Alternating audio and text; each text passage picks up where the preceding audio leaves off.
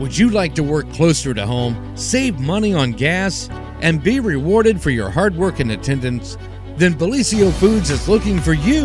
That's right, Bellisio Foods is now hiring for multiple positions and shifts with great employee benefits, an on-site health clinic, competitive wages, and advancement opportunities. Bellisio Foods is a company that truly values their employees. Apply online at belisiofoods.com/careers.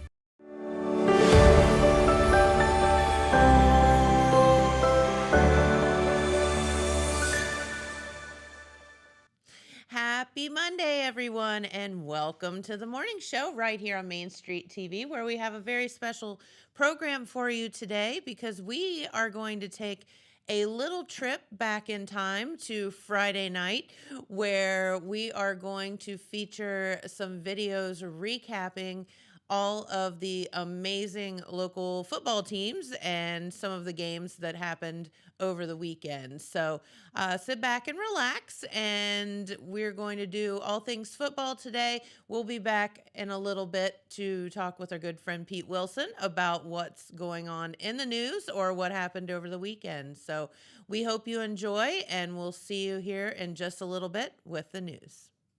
To the Holzer Health Studios. It is Football Friday night presented by General Mills. Ethan Sargent, Eric, and Bub Landrum here to recap what was a crucial Week 8 of action in and around our area. And once again, if you're just joining us, we do have some scores. We'll get to them in a second. But now we should have all of our stations up and joined up with us. Everybody listening around our area, we appreciate your ears.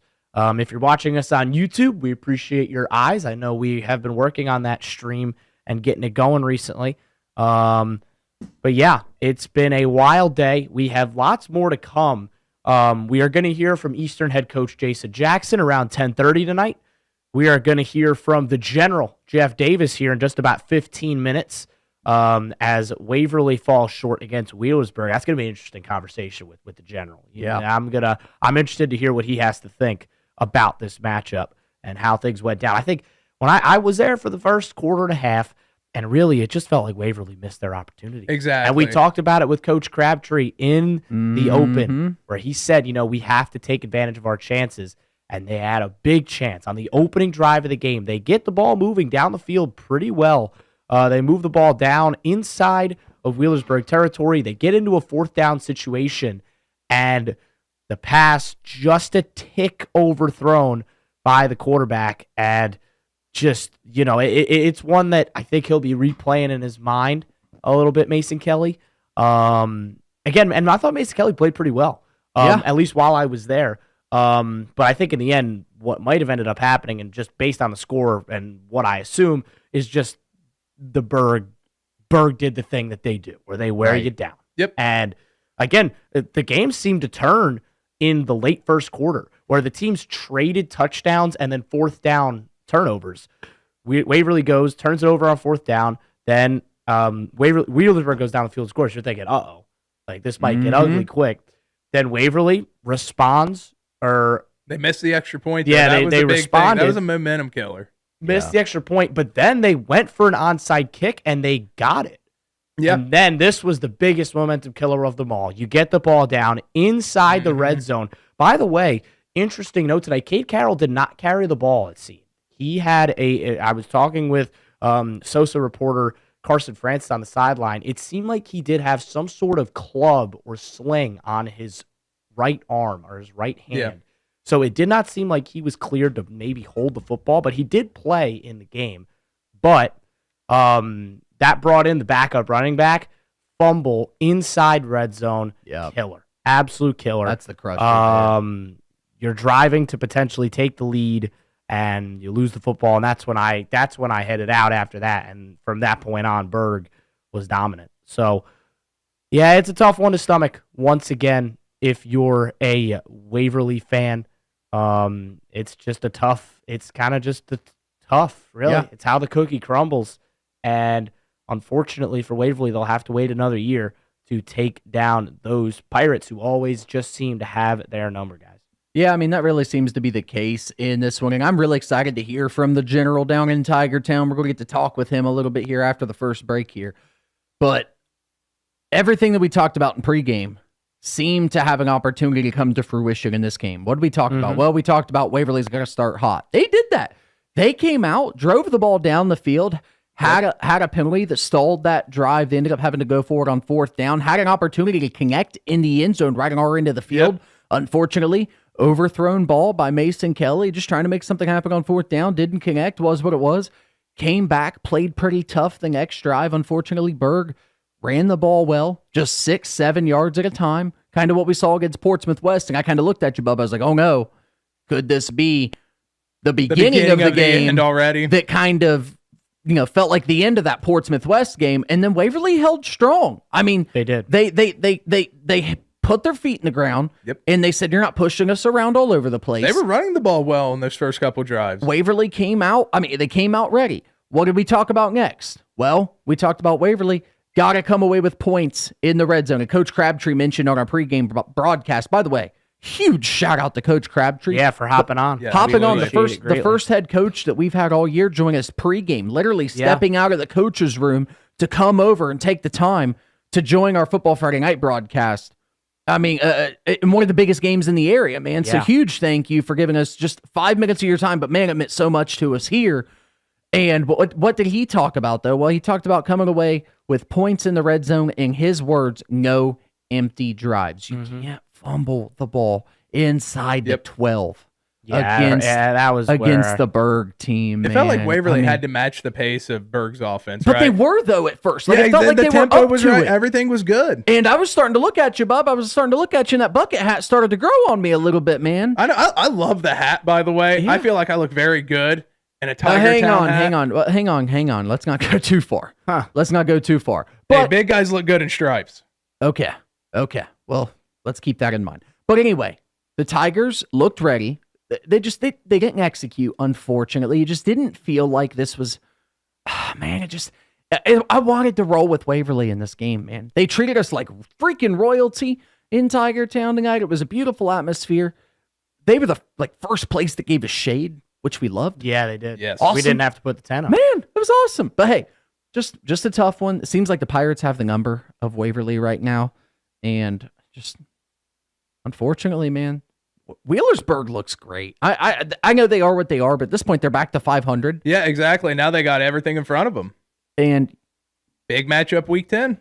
that 6-point loss to Harvest Prep still looks real good. Real good.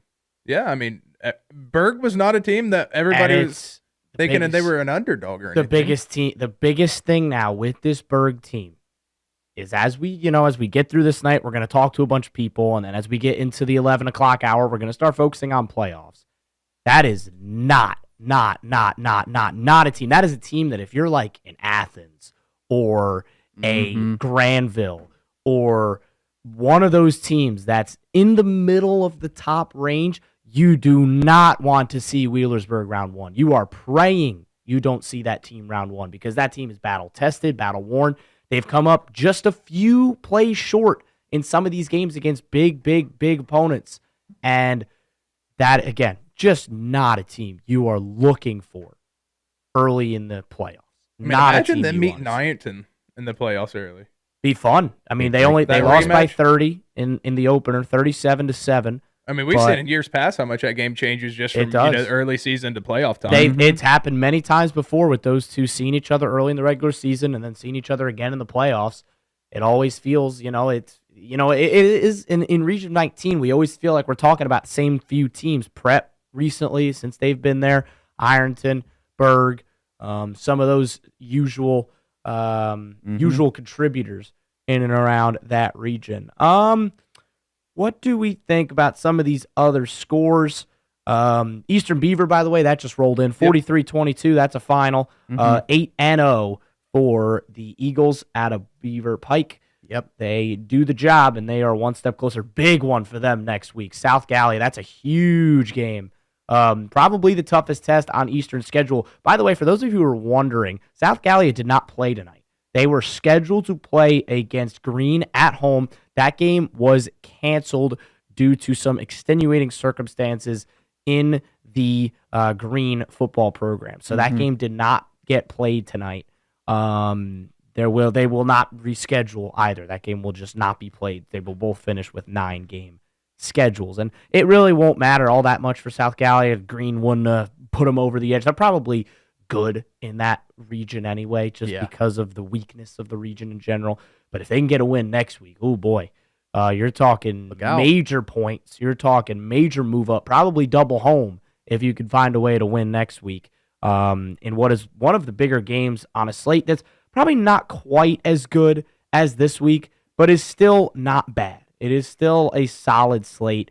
Obviously, I think the biggest game next week is Paint Valley Unioto. That is a monster game, absolute monster game. Pretty much a kind of a de facto SOC title game now with, with Zane Trace falling. Piketon is still hanging around. I think Piketon will be big Paint Valley fans because I believe they could be on the road to a 3-way share if Piketon were to win out.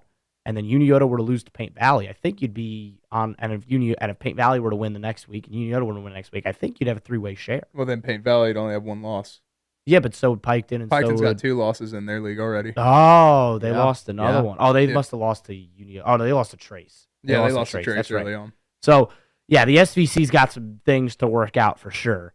But yeah, Jackson again continues the reign of domination in the FAC.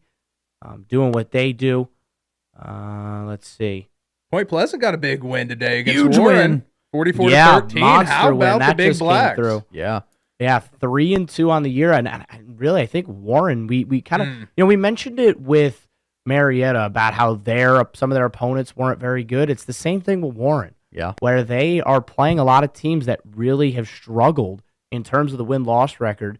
And now it comes back to bite them. Yeah. Because Point Pleasant tonight just, clearly were more ready. They were more driven. And they pick up a huge win. And that might stick a dagger in Warren's Yeah, not a fun region to struggle in. No. The fact that 7-win and 8-win teams might not make the playoffs in that region is just insane. I think that might eliminate Warren entirely. Just even if they win their last 2, I think that they're on the outside looking in. Yeah. Just because of how it's all going to work out with the numbers and all that. So I want to say something about this game too. If you are tuning in and we're trying to listen to this game over on WTHQ, we had some real internet issues in Point Pleasant tonight. So we do apologize for some of those internet issues. Unfortunately, we weren't able to get that game up and going. So we apologize on that. Believe it or not, we are actually still feeling some of the effects from Helene internet-wise. I know how crazy that has to sound. No, but that is actually what took place tonight. It's the same stuff we were dealing with last week in Wellston. Yeah. So unfortunately, we apologize for that. But big win for the Big Blacks. Congratulations. Wish we could have been there, but unfortunately is what it is. Big win. Some other scores. We're still waiting on some scores. And again, the phone lines, we'll probably keep them closed for a little bit while we wait for some of these interviews to roll in. We'll open up the phone lines at about 11 o'clock where we'll discuss things a little bit more broadly. Hopefully, the Pasteurs and Itels of the world continue to work their magic, and we could start looking at some playoff brackets, some matchups, and all that. Again, with just 2 weeks to go, only really, and for most of these games now that they're done, only really 2 more opportunities to leave your mark and potentially make something happen. I think this is a good time to take our first break of the night. While we wait for some of these calls to come in, we're going to hear from the General, Jeff Davis, hopefully on the other side of this break at some point. So we will take our leave here. Make sure to stay tuned to hear from the General, Jeff Davis, over in Waverly. You're listening to Football Friday Nights, presented by General Mills. General Mills, Ethan Sargent, Eric, and Bub Landrum, taking you through the next couple of hours here on this beautiful, might I say, beautiful Friday evening for football. Perfect weather across our region. That nice fall, crisp air was finally in the air tonight. Felt like we'd been missing that. But it was a nice, cool evening across the region. And it was a good night of games. We are going to hear shortly from the General, Jeff Davis. He should be calling in the next minute or two. So, again, this game, we talked about it just a second ago. We felt like it just got away from Waverly just a little bit there in that first half. They had some things go their way, and they didn't fully capitalize on their opportunities. And I'd love to hear the perspective from the General and what exactly he thought of the last couple of seconds there. And we got some great guests lined up. We for this do. evening, We do. man. Tonight's going to be fun. We've got we should have Jason Jackson calling in around 10:30. Daniel Bernard, our Athens broadcaster, is going to call in around 10:45. And we should have a good set of other guests as well. We'll open up the phone lines at around 11 o'clock. And if you guys want to call in, talk ball, I know we'll have probably at least one call from our guy, Bo.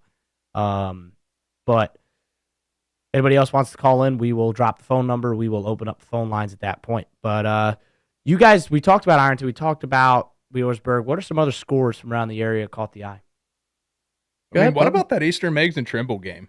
Mm-hmm. I mean, Eastern Meigs just opened up out of the gates 21-0. You can't spot Eastern Meigs 21 points. Nope. Even if you are Trimble, right? Like now Trimble has to defeat Waterford to force a 3-way tie in that conference. And I thought Trimble's running game was actually going to give the Eagles a lot of fits. Obviously, we know Eastern's running game can do the same to Trimble, but I just thought it was going to be a matchup of two teams just trying to impose their will on the offensive line and defensive line. However, Eastern Meigs was able to get it done in a big way and send a message to the conference that they're not done just yet. No, not at all. You want to know what one kills me? This Gallia Academy team. Right. 21-21. We hit the studio, right? We get back here. We're feeling good. It's Football Friday night. We got post-game ready to go. I'm like, Bub, we're skipping the food tonight. We're going to go straight into studio and start getting to work. Yep. I get in here, 21-21, feeling good about the Blue Devils. I said on air, I was really looking forward to this Blue Devils game, and I was rooting for Gallia Academy. But you didn't pick them. Team. I didn't pick them, but I was rooting for them. I was, in my heart of hearts, wanting Gallia Academy and the Blue Devils to get this done, but unfortunately, it went from 21-21 to 57-21, and I look over on the big one, over on BYG FM now, and I'm brokenhearted. Yeah, I mean, it's a tough one in Chesapeake. They just let it slip away in a big way as well, right? Like 36 Stop. unanswered Don't points. you use my pun against me. Big way. It's tough. Yeah, it hurts. That hurts. They got one. I mean, it feels like they got one more opportunity to get a win on the season, right? They'll do And it against South Point. Yeah, that would be your thought, and that would probably be their best shot at getting that victory. While we continue to wait for some of these calls, Westfall with a win over Adina, 42-34. That one just rolled in. On the road for the Mustangs. That was another one in conference. Adina now, I believe, has dropped 3 straight.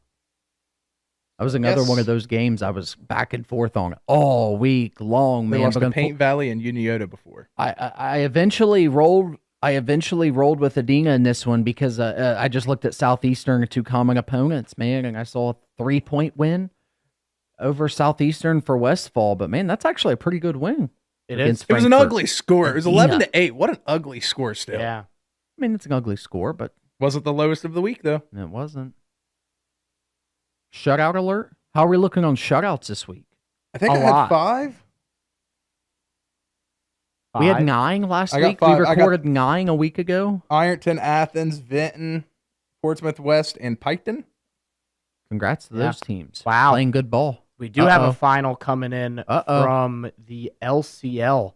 And Beckett Long, 4th down pass, incomplete. And Granville's 20-game win streak in the regular season is over. Wow. Licking Valley, 22-19. The final score in that one. Shocker. Up towards Licking County. Sounds like a great football game. Yeah, that'll hurt Granville big time in terms of getting a double home game.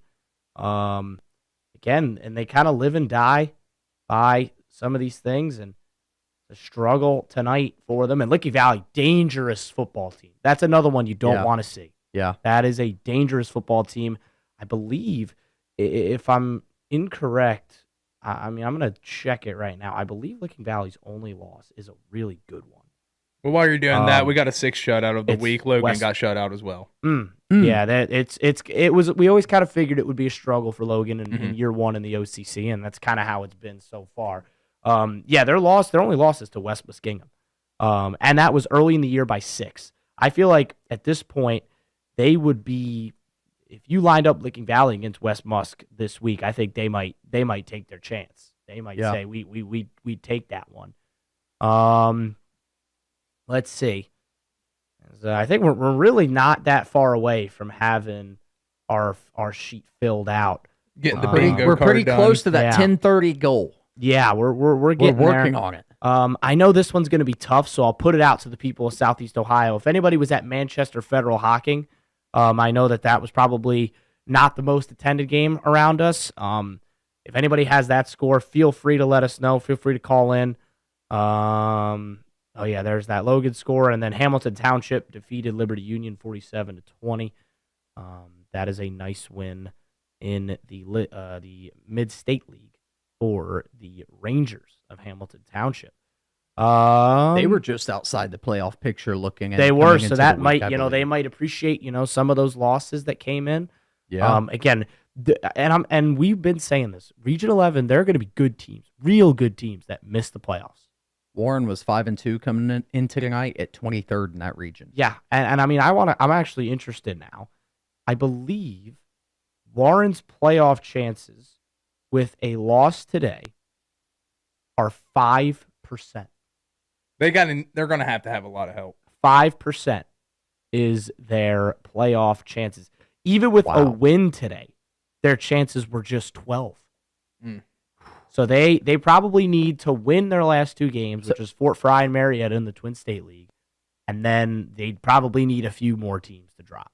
Imagine looking down the gun barrel at 6-2 with a win tonight and 12% chance playoff. Just unbelievable. It's unbelievable. And that's just kind of how the cookie is crumbling in Region 11. Let's see 11, man. How much of this is updated. We can take a quick look.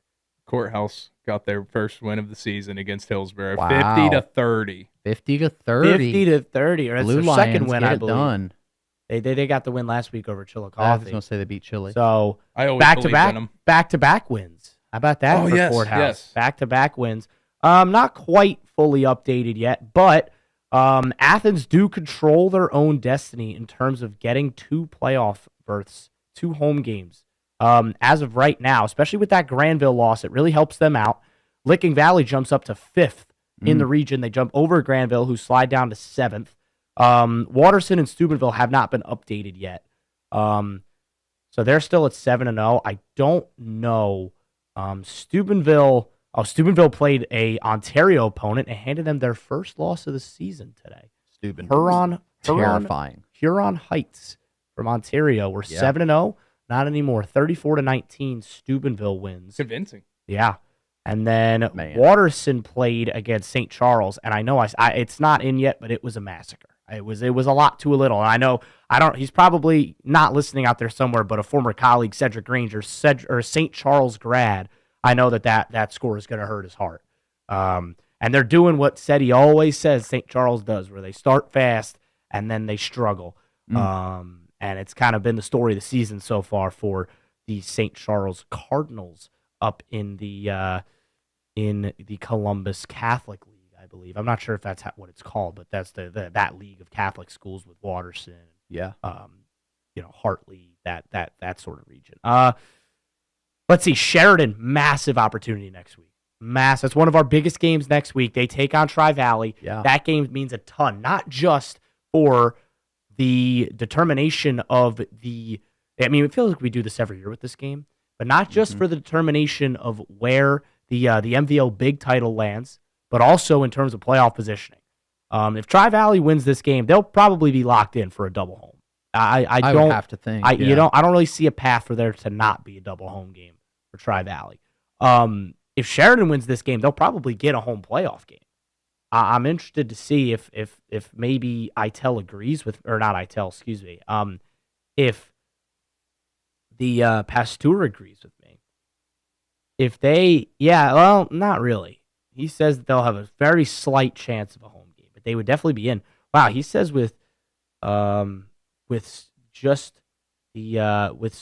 wins, they would be in. All right. So they right now, they've won their last 4 games. They've now won their last 5 games with the win today. Mm-hmm. So they're up to 6-2. he doesn't even have them having a chance at getting 8-0 because listen to this gauntlet that Sheridan's got to go through the next 2 weeks. Tri-Valley, on the road, in Dresden, Yeah. and then at home against New Lexington, Perry County Super Bowl. That is a tough way to end the year, and we're going to learn a lot. So if they were to lose, right, and at 6 wins, 27% chance of making the playoffs for Sheridan.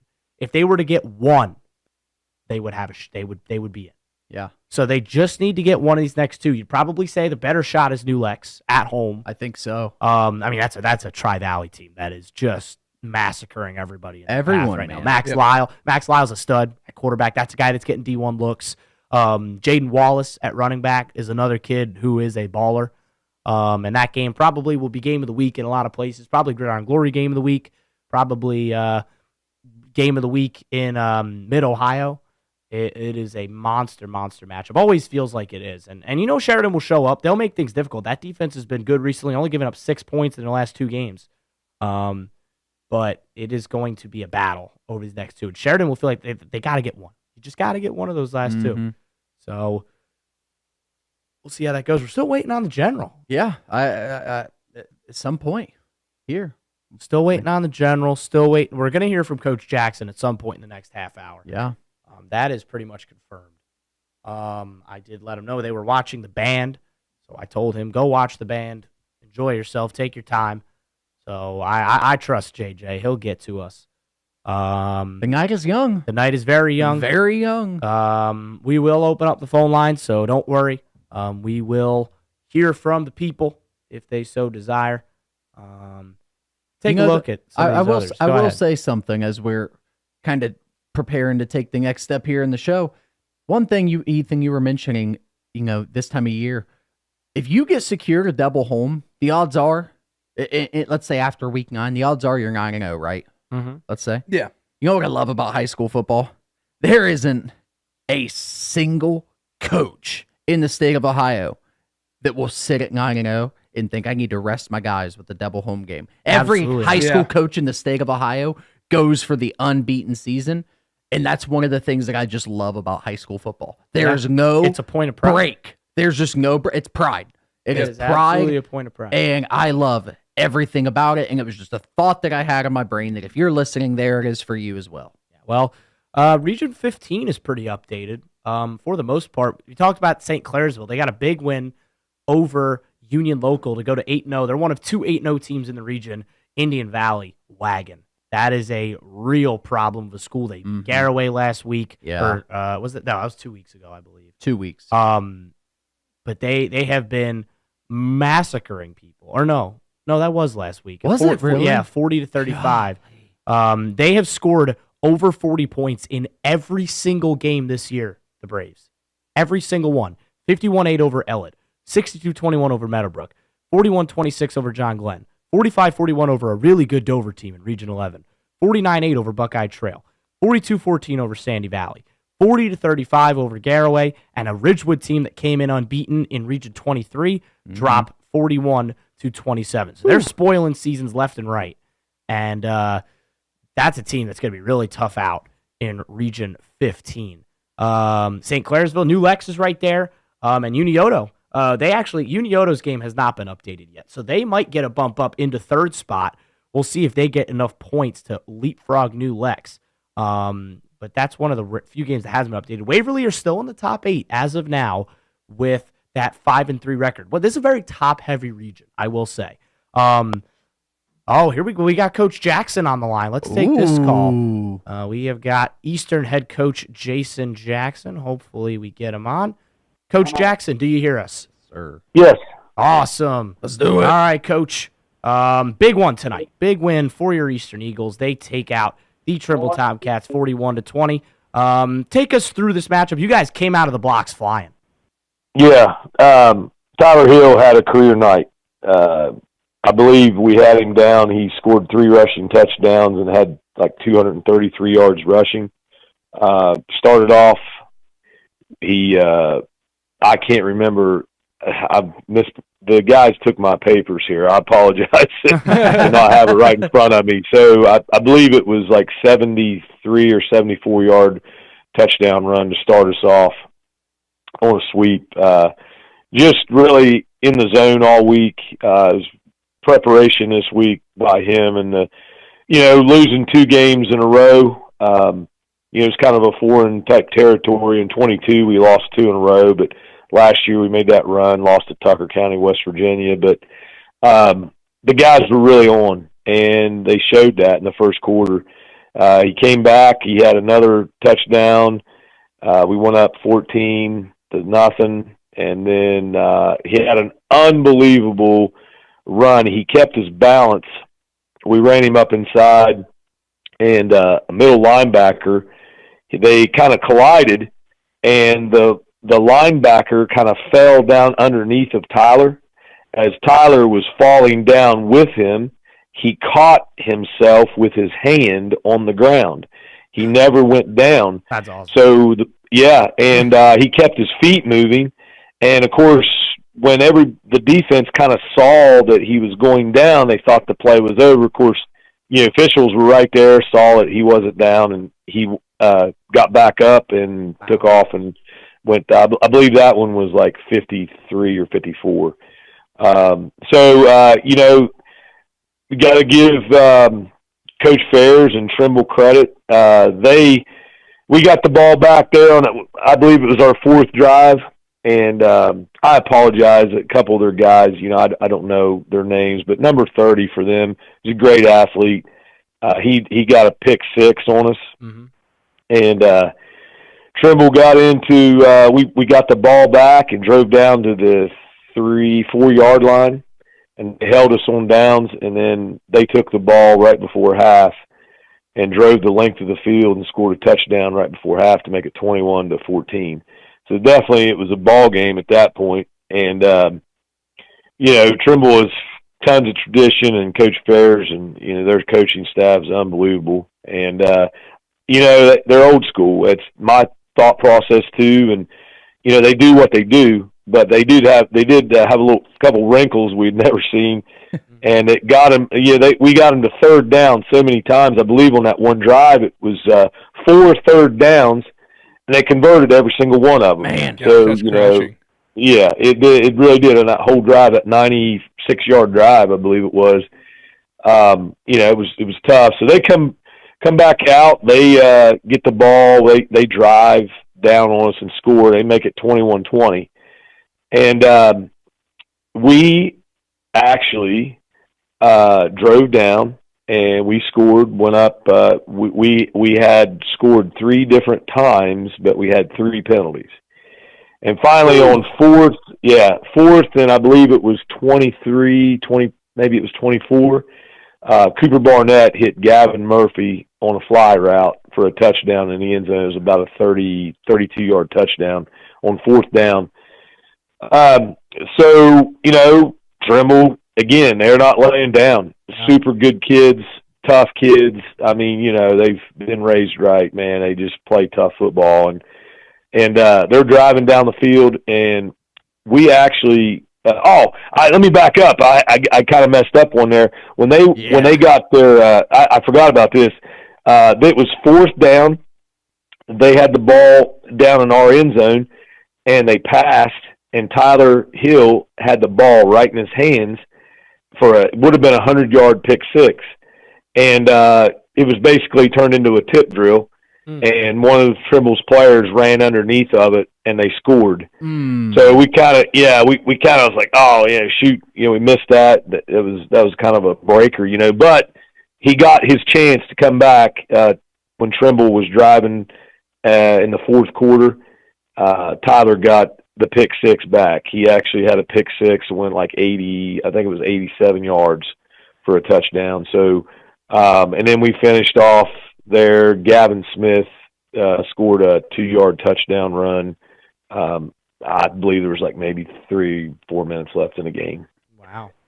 I mean, that's just, I know when Ups we and talked downs. last year, you always give us a great account for those who might have missed the game. So we appreciate that. Oh, you're welcome. Listen, honestly, we talked all week. we've had some really close games, and like last year, we just use this example. We go up 2 touchdowns versus Waterford last year, and we end up winning 21-20. We go up 2 touchdowns versus Trimble last year, and then we ended up winning 21-20. We get to the regional final, and we're playing Caldwell. We score 3 touchdowns. We end up losing that game. This year versus Waterford, we score 2 touchdowns. So we were like, all week long, we can't do that. We can't score. We can't go up and then like cool it. We got to continue that and sustain that. And I'll be darned if it didn't happen again. We go up 21-0, and then we just kind of made a couple mistakes. Of course, the pick 6 really kind of hurts. It happened to us last week at Wahama. We had 500 yards of offense at Wahama, and Wahama is an outstanding program. I mean, they've got an unbelievable speed. I mean, the speed that they have, not just Connor Lambert, but their whole group.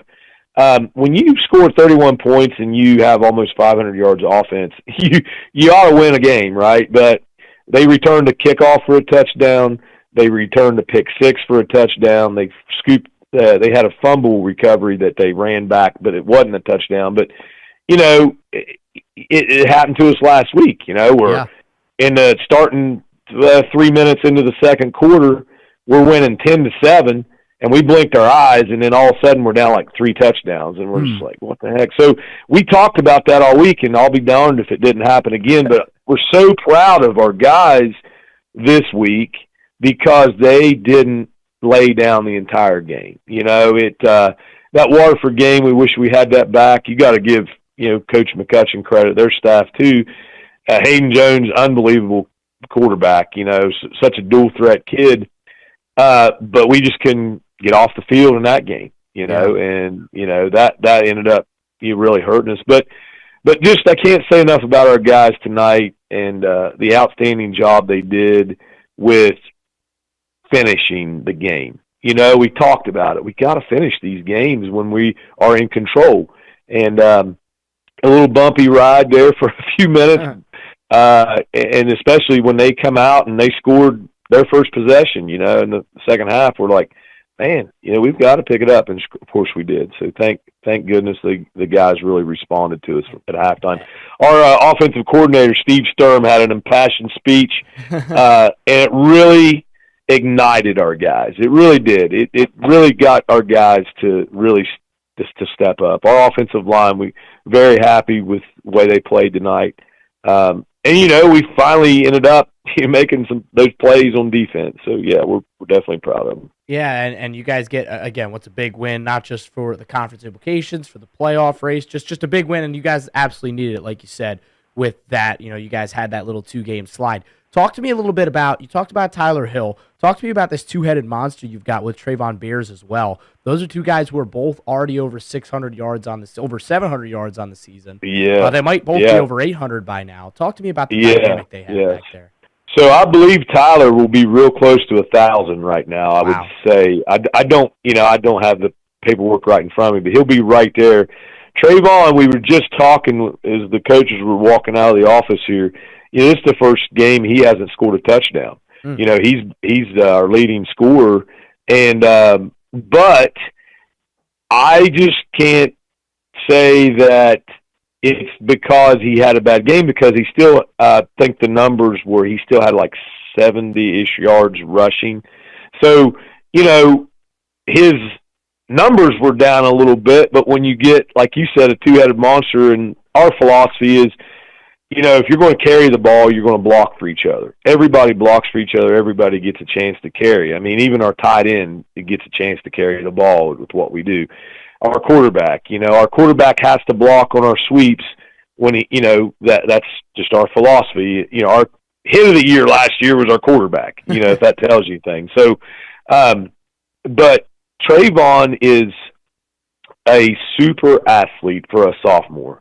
He has a lot of ability that you just can't coach. You just can't. He just has a really good vision.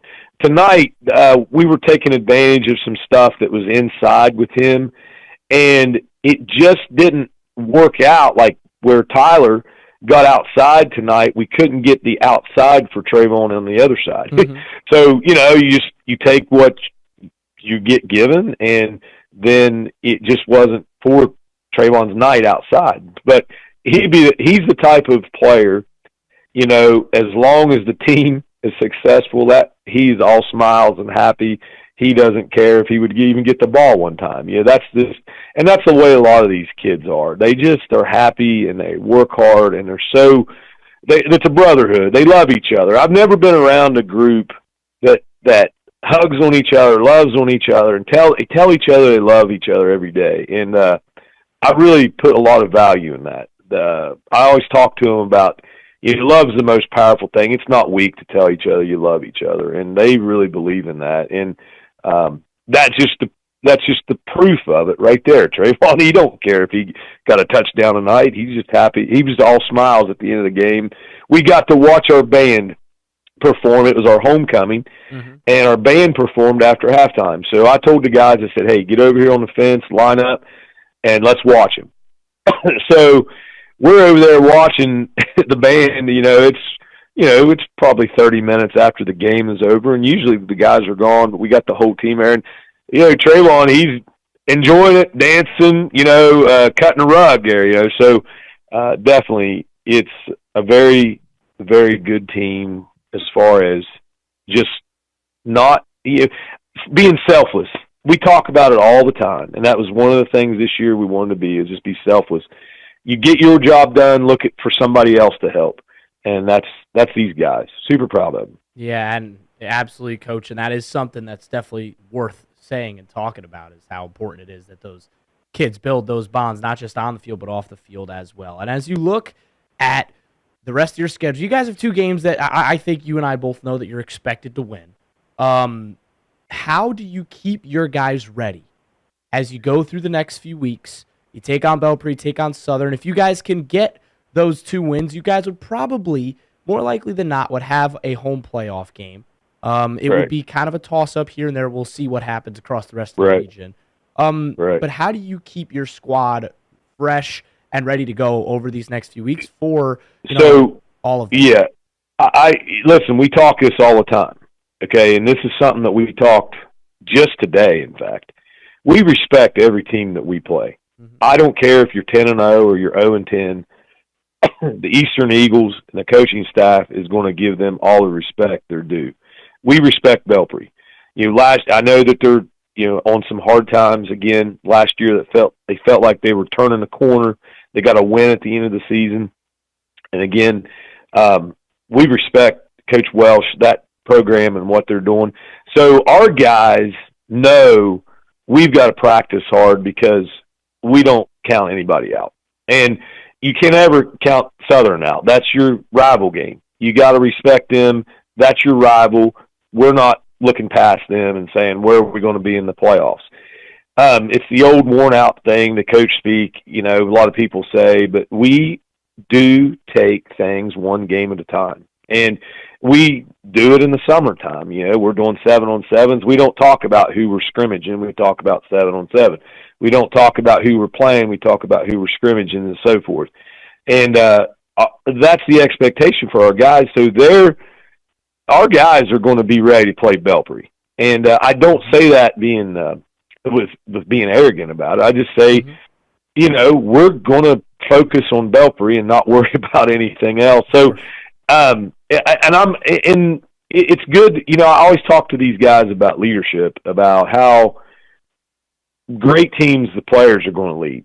And when you, as a coach, get to sit back in the locker room and you hear your leaders, not just your seniors or your captains, but guys saying the right things when they don't know you're listening, it shows like, hey, we've got to take care of Trimble. Let's not worry about the playoffs. We heard that this week because a lot of people are like, hey, you got to get 3 wins to get your maybe a home playoff game. And I heard our guys, our captains, saying, we don't care about the playoffs. All we want to do is make sure that we beat Trimble. So I'm not worried about us looking past Belpre. I know our guys will be focused on that. And, we've got 16 seniors that we're going to lean on. for Belpre in the last game of the season with Southern. And those guys, some of them don't start every game. So we're going to look at making sure that we get our seniors in position to help our team get these last two games. And when you've got senior leadership like that, even if one of your guys aren't starting, you got to lean on them, and you've got to make sure they understand we're looking to that. So I know that's a long answer for that those two last games, but yeah, we're definitely going to take it one at a time and give them all the respect in the world that Belpre deserves. No, and I think that's the right way to do it. Coach, we appreciate your time. Thanks so much for hopping on with us. Enjoy the victory tonight, and I'm sure we'll hear from you at some other point this season. Thanks again. Good luck, Coach. Yeah, thank you, guys. Bye. Coach Jason Jackson, always great to talk with him. He is very well spoken for a head coach, I must say. He's always a great guy to talk to. We're going to take a quick break. When we come back, plenty more to talk about from around the region. You're listening to Football Friday Nights, presented by General Mills. At Vinton County National Bank, we believe in supporting the areas where we live and work. Now, we'd like to honor those who also serve our communities. Our new Community Champions account is especially for first responders, veterans, active military, and anyone employed in the fields of healthcare or education. This account offers rewards, discounts, and other benefits to those who give so much to others. Vinton County National Bank, rewarding those who serve. Halftime. Hi, we're back, and that was really, really cool. A recap of some of the local sports teams over the weekend. And I know Pete Wilson, who was on hand at the Jackson game, will fill us in on some of the football as well. But welcome to the show. Well, thank you very much. Thank you, Madam. We'll roll through a few things, but we will make our way to the football games before the end of my report. But I want to start off, first of all, reminding everybody that today is Columbus Day. Yes, it is. It's an easy one to forget. Yes, it is. And, what I would say about Columbus Day is that I know that Christopher's in modern times has taken a little bit of a... Take a little heat there, taken a little heat, but you notice they don't want to take away the day off. Yeah. The ones who get it, right? You're right. Right, because we're sitting here working right now, right? Okay, but that's okay. We should take Columbus Day off, Pete. All right, okay. We need to have our people negotiate. Okay. We could do that if we had people. Right, okay. We'll join up. You and I will have a union. Shh. Don't tell anyone. Okay. All right. Well, I want to start off by acknowledging that another fundraising campaign has begun for the Jackson County United Fund. Yes. It's an annual campaign, but they usually start it in September or October in the fall, and it goes through the next year. And the unique thing about the United Fund of Jackson County is that it serves just not one agency or one need or one charity. It serves multiple. As a matter of fact, there are 22 of them. So when a business, an industry, an office, an individual makes a donation to the United Fund, it can help many different public service, nonprofit agencies that do good work and, quite frankly, need all the financial help that they can get. Right. But I'm going to go down the list of agencies that are boosted by the Jackson County United Fund: the American Red Cross, the Salvation Army, Community Assault Prevention Services, the Boy Scouts, the Jackson Food Program, better known as the Food Pantry, the Jackson County Board of Aging, which does the senior citizens, the Jackson Area Family Activity Center, former YMCA, COAD RSVP of the Ohio Valley, the Recreation Commission of the Oak Hill Boosters Club, the Jackson City Recreation Department, the Southern Hills Arts Council, the Fuller Center for Housing of Jackson County, that formerly is Habitat for Humanity, JVAC Industries, the Lillian Jones Museum, the Jackson County 4-H Program and its Advisory Council, Truth Sports, Oaks United Incorporated, which is the Growing Oaks Food Program, Make Wellston Beautiful, My Brother's Place, Jesus in the Hills, Oak Hill Food Pantry, Jaffe, and Truth Sports. Yep. But the wonderful thing about it is that I think that locals and people who lived here are familiar with some or all of those agencies, and they all do very good things. And they count on financial support, and this is a way that you can support them. Now, I'm going to make a pitch for the United Fund because United Fund traditionally has gotten a lot of its money through payroll allocations done through some of the larger industries and businesses in Jackson County. That's how individuals give. There's not as much of that as there used to be, and it has hurt the fundraising for the United Fund. And like many other charities, if not all, United Fund took a hit when COVID hit. That just hurt a lot of the charitable giving. And so when the Jackson County United Fund gets fewer donations, less money coming in, it can give away less money to these agencies. They have an allocation meeting every year where they decide this agency gets this much, this agency gets this much. It goes over the whole county. There's 15 board members, 5 each from the geographic areas of Jackson, Wellston, and Oak Hill. So they do very good things. And if you would like to give, how you do that is donations. You can mail them to this address, the United Fund of Jackson County, at Post Office Box 242, Jackson, Ohio, of course, 45640. And so, a lot of times, there's charitable events that go on that help a need, maybe help a family, maybe help a cancer victim or whatever. But the United Fund is a little bit more distant. You have to mail it in. There isn't a big event where, you go in and put money in the box or whatever. Sure. But it would be hard to come up with another charity that tries to help as many and do as much. They do, and they help a wide array of folks, and again, local folks. Right. The money's not going out of town. Right, and which is great. Adrian, if you have the photos there for the United Fund, here is the group. We want to really thank them. They are all volunteers. First of all, the United Fund is not affiliated with United Way. It's like the United Way, but a number of years ago, they disaffiliated, not because they didn't like the United Way, but because they wanted to keep all the money, local. Right. Yep. And so, that is what they have done. And here are some of the United Fund board members who were at a recent kickoff event. It was kind of like a picnic-style event at the Manpower Park. But as you look at these folks left to right, they are all givers. So let's give them a pat on the back. Yep. You've got Treasurer Terry Turner, Clayton Jones. He's been on the board longer than anybody. Marcia Lewis, Patrick Ball, Joyce McClurg, Dean Clark of the PNC Bank. He is the president of the board. Secretary Becky Hughes, she's been doing that for a long time, as Terry has as the treasurer. And then one of the vice presidents is Joe Wyant there on the far right. And there are others who could not make the meeting.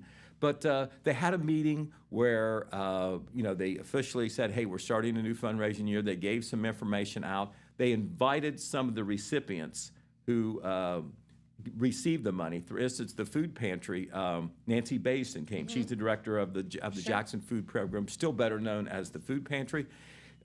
She was very emotional. She said that, donations are down. Demand is up, as you might guess, and they badly need these donations. Same thing with Kim Hatton of CAPS, which is the Community Assault Prevention Services.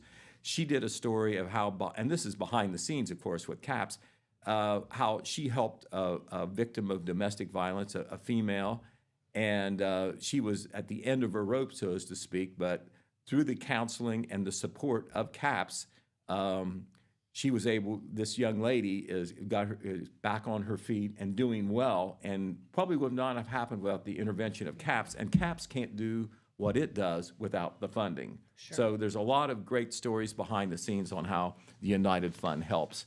So that story, by the way, we published in the paper not too long ago. It's posted, so it's still out there. We have a list of the beneficiaries, if you're wondering what all those agencies do, in case you don't know. Okay, a couple other things to tell you about, Jennifer. The Vinton County Sheriff's Office put this statement out. Jackson County was not included in what I said on Friday, so I don't want to leave out Vinton County. But the Sheriff's Office in Vinton County put out an advisory for Vinton County residents that the burn ban has been lifted, just as it was by the State Fire Marshal Office through many counties, Jackson County included. By the way, the Jackson County Fire Chiefs, through Ryan Pelletier, the fire chief in Wellston, put out a statement later that day saying that they have lifted it locally as well. They do have the right to continue a burn ban on their own, whether the state does or not. But The state burn ban has been lifted, and now the county-wide burn bans have been lifted in Jackson County and Vinton County. However, the Ohio Division of Forestry burn ban, which always goes into effect in October, is still in effect as always, and that means no burning between 6 a.m. and 6 p.m. Outdoor burning. Sure. All right. Hey, we want to salute two people who have given much to the Wellston High School band program in the past. They were honored at the Wellston Homecoming a week ago Friday. Hadn't been able to get this in, but I want those folks to get credit. That is the husband-wife team of Bill and Peggy Shoemate. Bill Shoemate, there they are right there. They got surprised there at the Wellston Homecoming, got a plaque, and Peggy got some flowers. Bill is a former director. Peggy, at the same time, directed the auxiliaries, and they're some of the leading residents of Wellston, have done a lot for the town, and they contributed so much to what is a very proud band program in the past, and they were recognized at the homecoming game a week ago on Friday. Regrettably, the Jackson County Fair Livestock Committee has announced that next Saturday's Creepy Jeepies Jeep Ride has been canceled. Oh, no. Now, remember, they scheduled this to kind of make up for the fact that the Haunted Barn is on hiatus for 1 year. But this is kind of a big deal to set this up, and the early signups have not been adequate. Okay. And so due to what they said was a lack of interest, they're going to forego it. Okay. But they might come back next year with that as well. But once again, Haunted Barn not happening this year at the fairgrounds on Saturdays in October, but they promise they'll be back next year, bigger and better, with some new ideas and new monsters, no doubt. All right, and coming up this weekend, as we all know, a big event in the arts community here in Jackson County, the 42nd annual Foothills Art Festival will take place for the public Friday through Sunday. It's free. You can see a great collection of art from the county and really the area and the region. Some people maybe even come from out of state to submit. It's unbelievable. It is something. Now, they started to set things up, I think, yesterday. Some people will be bringing stuff in today. But the public hours, once again, it's Friday evening and then Saturday and Sunday during the day. They'll have a preview reception on Thursday evening where they name some winners, and of course, we'll be doing some coverage on that, but that is coming. All right, now we're to football. Okay, over the weekend on football, we had a couple winners, a couple losers locally, but one of the big winners was the Jackson Ironmen. You know, we told you they had a showdown game against Miami Trace. Adrian just flashed up the scores there. Thank you, sir. That looks so sharp. The Ironmen fell behind early, but they came back strong in the second half. They must have. Defeated Miami Trace 43-27. They were behind 21-16 at halftime, but they were a machine, especially in the second half. So what does this mean? Jackson is in first place alone. Miami Trace came into the game undefeated in the conference as well. There's still 2 games left. Jackson has not clinched anything. But it was kind of acknowledged that these two teams seem to be the top teams in the league. So if Jackson can take care of business this Friday against Hillsborough, and then the following Friday at Chillicothe, they will win their fourth Frontier Athletic Conference football championship in a row. So congratulations to Coach Andy Hall and the Ironmen for getting over a big obstacle on their way to another championship. By the way, that victory also helps Jackson's status for the postseason playoffs.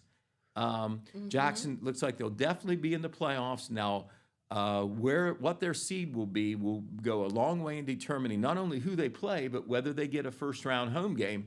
Right now, it doesn't look real good to get a first-round home game.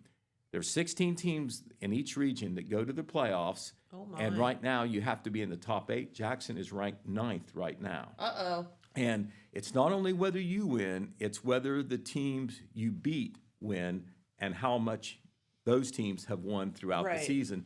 And just the way the schedule works out, a lot of the teams on Jackson's schedule do not have a good record. And so that is what you call your second level points, and Jackson is not going to get those. Can't help that. Yeah, there's nothing you can do about that. Nothing you can do about that. Also a winner over the weekend, the Vinton County Vikings with a big shutout win at River Valley, 39-0. So that improves their record to 3-5 and 2-2 in the TVC Ohio. The Wellston Golden Rockets lost 41-0 to Athens, but not a lot of shame in that. Athens has not lost a game this year, and they were on the home field. The Rockets still have a winning record, 5-3 overall. They are also 2-2 in the TVC Ohio. Oak Hill lost at home against Lucasville Valley. That score was 49-13, as you see up there on the board.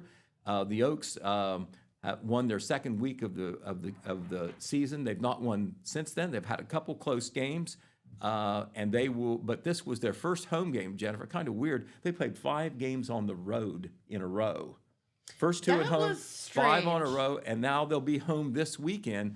It was senior night last Friday, homecoming this Friday. Oh, good. So this is the last chance That'll to be see the Oaks at home. The games this weekend, by the way, Jackson hosting Hillsboro, Wellston at Meigs, Oak Hill will travel to Northwest, and Vinton County will host Nelsonville, York. All right, what else do we want to tell you? Oh, we want to salute Samuel Boyd. Now, you've heard that name before. He is the Vinton County senior cross-country runner. There he is. Isn't that a nice smile that he is. has? Well, he has a lot of reason to smile because in the Tri-Valley Conference Ohio Division cross-country championship meet, which was at Vinton County last Saturday, he led his team to a championship. Nice. The Vikings won first place. That's Josh Kirkpatrick. There they are. There's the team right there. They were the first place team.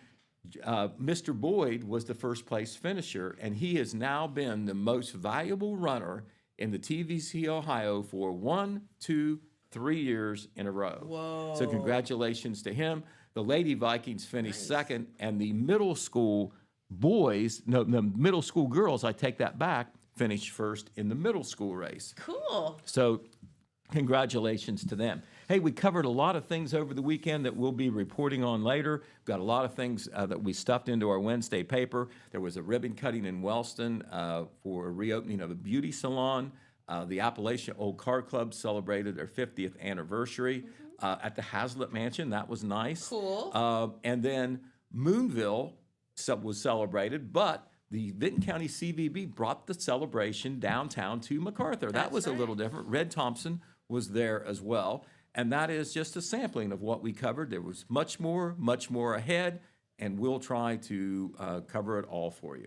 Very, very cool. Well, thank you, Pete. All right.